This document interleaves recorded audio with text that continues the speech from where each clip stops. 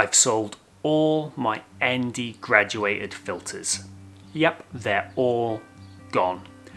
Feels somewhat strange and a little bit sad, to be honest, but I think I've made the right logical choice for my circumstances and the way that I approach photography. So I thought I'd just put this little video together to help explore my decision process behind this radical change. This is only my own personal subjective opinion based on my experience. Let me be crystal clear from the outset here.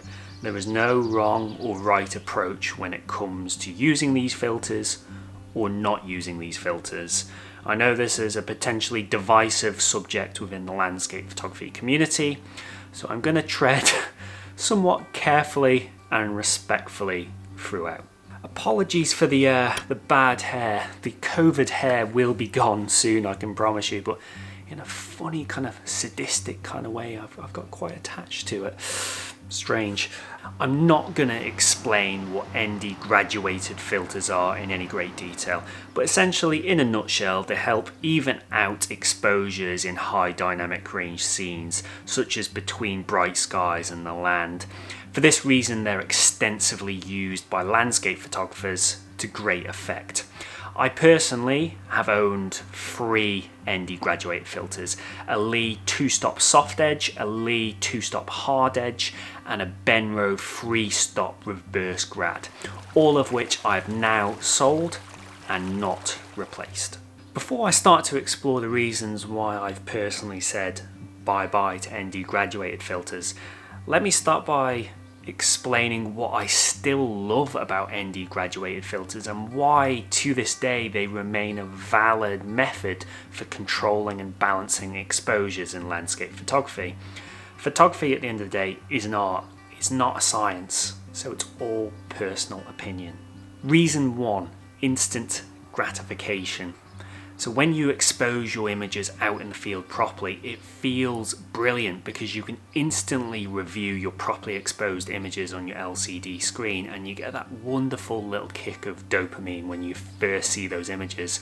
And from my experience, you do not get that same feeling when you're flicking between bracketed images. You just don't. Plus, there's also something to be said for reviewing your images in their entirety. Is a lot easier when you're using ND grads rather than flicking between bracketed images. With experience and practice that can be overcome, but it can be quite difficult initially, so it's quite rewarding and somewhat easier to shoot your images in a single exposure. Reason 2, the process. If we think about the destination of photography with little appreciation for the journey, we're potentially missing out on some of the real value in partaking in photography full stop. With a few exceptions, which I'll get onto next, there's little logical reason to actually use ND grads anymore. But at an emotional level, they still feel really fulfilling to use. There's a lot of joy to be found in the craft of photography, and for me ND grads are a way of adding greater richness to the landscape photography process out in the field. It's very much like the powerful allure of shooting film in this digital age. I totally get it. And finally, sometimes they're still actually the best method. ND grads still outperform bracketing in a few niche circumstances. For example, when you're shooting super long exposures with high dynamic range, you may not actually have enough time, particularly in fast changing light conditions, to shoot off multiple bracketed long exposures. Or it could be high dynamic range time-lapse sequences, or it could be high dynamic range scenes with a lot of movement, particularly in vegetation, which may cause ghosting if you use bracketing, or it could be shooting film, for example. The list of circumstances is small, but it's valid. So that is the bit of the video where I wax lyrical about ND grads to appease everyone who still loves them. That bit of the video is now over. So we're very much getting into the bit of the video where I'm going to start saying some negative stuff. So if you don't want to hear any of that negative stuff, now might be a good time to leave. I'm now exclusively only using bracketing and post-processing blending of those exposures for my high dynamic range landscape photography. And the reasons for that are as follows. Bracketing and exposure blending produces better results, with a few exceptions such as the niche circumstances which I outlined previously. Bracketing and exposure blending will always produce more accurate blends. It's just an absolute fact. The straight gradient on ND grad filters is absolutely fine when you've got a clear, uninterrupted horizon line, such as when you're shooting seascapes, for example. But landscapes are rarely that uniform or linear. Quite often you'll get buildings, trees or mountains that puncture through that straight gradient line, and that often results in the light reducing properties of the filter being applied or not applied to really undesirable parts of the image. ND grad filters hard bake the exposure blend into the actual image, which means that any errors or any issues that occur can potentially be very difficult and destructive to actually rectify. However, when using bracketing and exposure blending, this just isn't the case. You have full flexibility and control in post-processing to blend the images exactly as required for the scene. Plus, in camera, you have full flexibility and control to dial in any stop reduction in light that you require for the scene, just at a push of a button. Yes, the blending can take a little bit of practice to get right, but honestly, once I mastered the very basics of it, I've never really looked back. ND grad filters don't result in you spending more time in the field. This is often cited as one of the main rationales for using ND grads, this romantic idea that you'll spend more time out in the field and less time at your computer. And for me personally, this was one of the main magnetic draws to using these filters in the first place. I honestly think there's a perception out there in some circles that you have to use ND grad filters to be considered a real landscape photographer. I think that's a load of old rubbish. Using exposure blending does not make you any less of a landscape photographer. The majority of exposure blends take absolutely no time at all to post-process, particularly when you get confident in that repetition of doing it. You're probably looking at 5 minutes or less for most scenes. Yes, you may encounter some really complex situations with really high dynamic range or complex landscape topographies. But let's be honest, ND grad filters would fail miserably in those circumstances anyways. Crucially, in my experience when using ND grad filters, quite often I'll end up tweaking the gradients in post-processing anyways to get the image exactly where I want it. The simple truth is, when using bracketing and exposure blending, it has not resulted in me spending a single second less out in the field than I would have done when using ND graduated filters. There's no meaningful or significant time advantage at all. They are expensive. Good quality ND grad filters do not come cheap.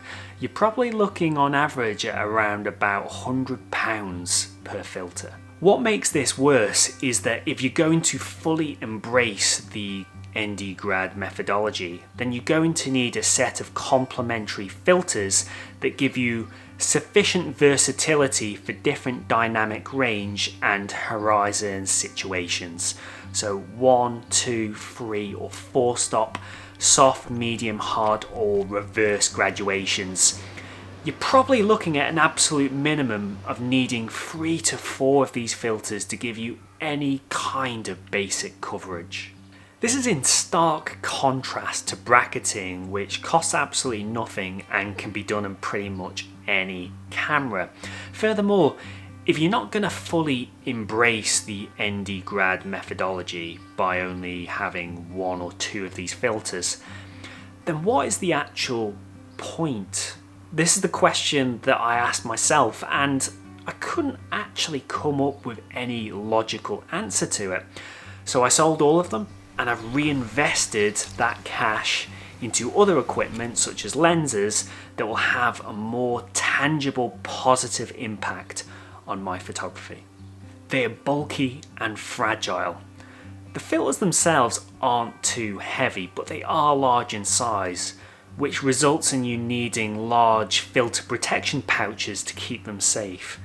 These can take up a surprising volume of your camera bag, particularly if you've got a large set of these filters. Like most filters, they can be ridiculously fragile, and the extra large surface area of these filters makes them particularly susceptible to scratches or getting smashed. Now, if you take good care of them, this won't be an issue whatsoever, but for clumsy clowns like me, it's just a matter of when, not if, they get destroyed. Dynamic range.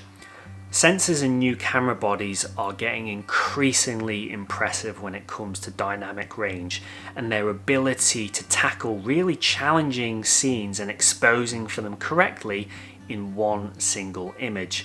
The Nikon Z7, which I now shoot with, is particularly impressive in this area.